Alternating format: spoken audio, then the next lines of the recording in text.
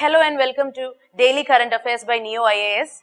Today is 20th April 2019 and the topic we are going to discuss is Line of Control, National Annual Rural Sanitation Survey, that is NARSS, then NEERI, NEERI, Asian Tea Alliance, Map Aided Program. We are starting a new series of countries surrounding the water bodies and then the previous year question revision series.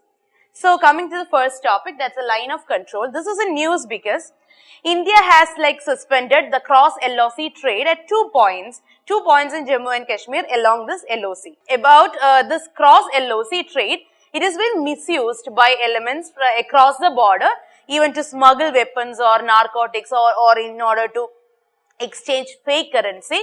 So 21 items listed for the cross LOC trade. They're like banana, embroidery items, tamarind, red chili, cumin. These are the export items, while the import items are like almonds, dry dates, then dry fruits, herbs, mangoes, pistachio. So these are the type of imports that's been happening. So in two of these locations along the line of control, India has indefinitely suspended the trade. Okay. So talking about the line of control, it's a geographical line that is lying between India and Pakistan's controlled part of former Jammu Kashmir that's been under British. Okay, it is controlled by army. This line is not actually a legally recognized international boundary, but it prevails as per the de facto. So this line was officially renamed as Line of Control from Shimla Agreement. Shimla Agreement was signed in 1972. It's a ceasefire line. Okay. So this is being called Line of Control since 1972 after Shimla Agreement. The area under the former princely state, that's the Jammu and Kashmir, under the Indian control is called as the state of Jammu and Kashmir. And the Pakistan controlled part of the land, it has been divided into Azad Jammu and Kashmir and Gilgit Baltistan. I hope the pronunciation is correct about the Gilgit Baltistan. You can pronounce it whichever way you want. The point is that you have to remember the name. Okay, the purpose of the line is to avoid arms smuggling and infiltration by Pakistani-based separatist militants. And we have one more ceasefire line that is separating Jammu and Kashmir and the Chinese-controlled area called as Aksai Chin. So, it's lying further to the east part of Jammu and Kashmir. It is known as the line of actual control. So, line of control is between Jammu and Kashmir and Pakistan, and the line of actual control is between Jammu and Kashmir and the China-occupied Kashmir, that is Aksai Chin. Okay. Coming to the next topic, that's a National Annual Rural Sanitation Survey, NARSS. So, this time it's 2018-19 term. So, as you all know, we have discussed this before. NARSS is the second term of Rural Sanitation Survey conducted by an independent verification agency. So, the first was in 2017-18. So, this comes in 2018-19. So, this is in news because Government of India is fighting back a media report, because in a media report, they were saying that the Swachh Bharat mission and is not like what we have been seeing in the report. So, the findings of NARSS was quite against the government. So, government is fighting back the media reports. So, that is why it is in news. Our point of concern is that NARSS, it's a largest independent sanitation survey in the country. Okay, it's a second term. The first one was in 17-18. This time it is in 2018-19, conducted by an independent verification agency. So, this has been done under the supervision of World Bank and obviously Ministry of Drinking Water and Sanitation. And they have set a certain line in the previous survey with respect to disbursement linked indicators for the World Bank project support. So, World Bank is supporting Swachh Bharat Mission Gramin. So, they have placed some, line of indicators to be accomplished by 2018-19 period. So, that is why they are again conducting the survey. So, now on in every year the survey will be conducted. Okay. And they will be checking the reduction in the prevalent open defecation, then ODF status in the villages, increase in population with solid liquid waste management. These are all their concerns, okay. And they are calculating or collecting this data using a method called as computer assisted personal interviewing, CAPI, and it is stored in a secured cloud based server, okay. And in 2018-19 they are conducting survey around 92,000 households in 6,100 villages, okay. Schools, Anganawadis, public community toilets, everything is surveyed. There is an expert working group in charge of conducting the survey, and it has representatives from all the stakeholders like World Bank, UNICEF, Water Aid, then NSSO, Niti Aayog, Sanitation Coalition of India, everybody. Okay, and NARSS will be now conducted every year.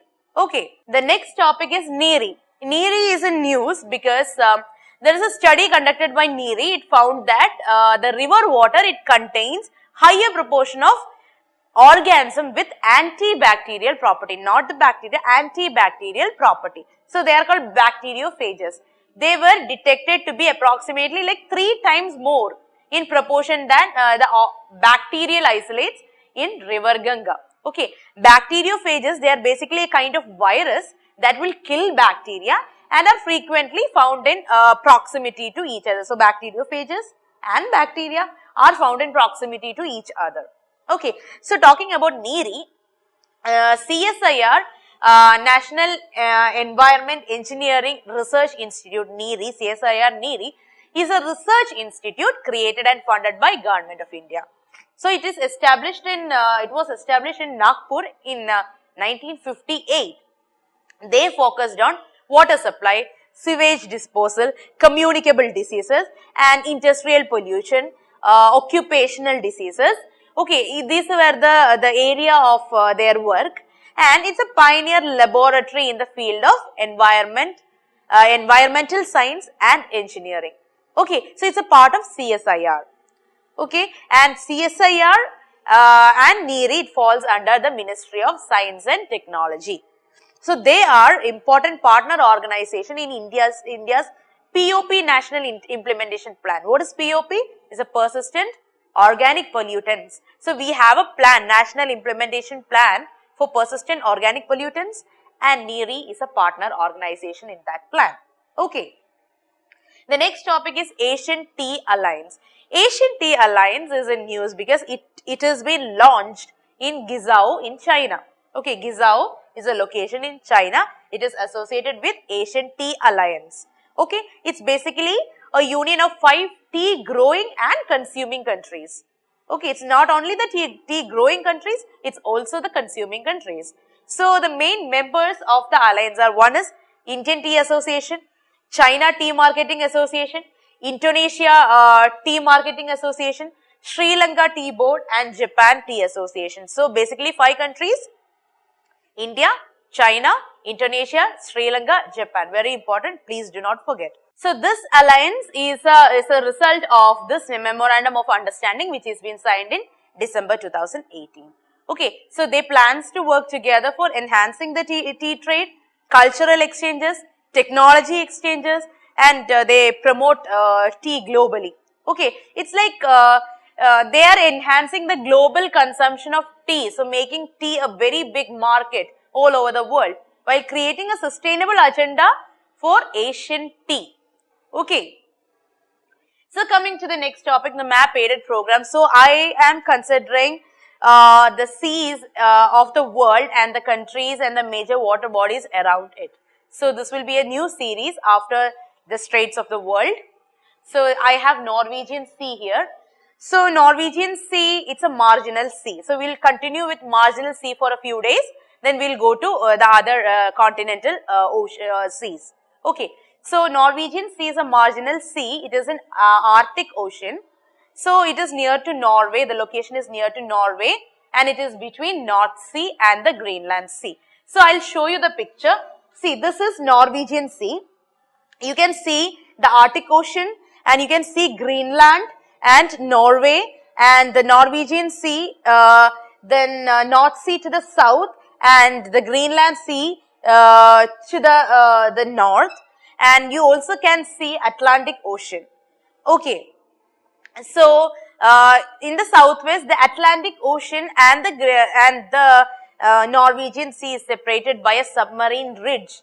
So, this submarine ridge, it runs between Iceland and Faroe Island. I will show you Iceland and Faroe Island. Can you see Iceland and Faroe Island? So, in between that, there is a submarine ridge.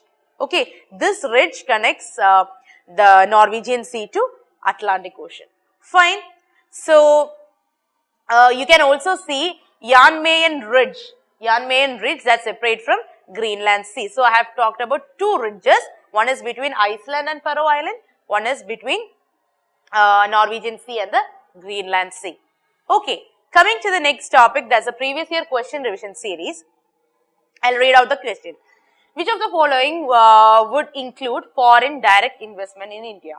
Subsidiaries of foreign companies in India, majority foreign equity in Indian companies, companies exclusively financed by foreign companies, portfolio investment. So, if a question comes, this is a very factual question. So, if you know what is foreign direct investment and portfolio investment, this question is very easy to answer. Okay. So, foreign direct investment, it's a direct investment, as the name suggests, into production or businesses in a country by an individual or a company of another country. Okay, so what they are doing? They are investing in production or business in a country. Who is investing? An individual or a company of another country. So, this investment is done either by buying a company in the target country or by expanding the operation of the existing business in that particular country. That is foreign direct investment. So, direct investment in a host country by a person or an individual or a company of another country. So, in contrast to this foreign direct investment, portfolio investment is a passive investment. Like it has been investing in securities of another country like stocks or bonds. Okay, now coming back to the question, which of the following would include an FDI in India? Subsidiaries of the foreign companies in India? Yes. Majority foreign equity holding in the Indian company? Yes. Companies exclusively financed by foreign companies? Yes. Portfolio investment? No. So, if you eliminate the fourth statement, you can directly go to the answer. Okay. So, that's all for today, guys. If you have any doubt, any suggestion, anything, please mention it in the comment box. I'll reply to you as soon as possible. So, I hope you enjoy the session. Thank you so much. Good night.